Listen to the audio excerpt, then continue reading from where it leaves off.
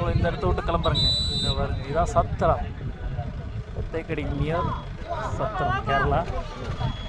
So ஜீப்பில் எவ்வளோ நேரம் பேச முடியாமல் வேறு ரைட் பண்ணி வந்து அப்படியே சுற்றி காமிக்கிற பாருங்க.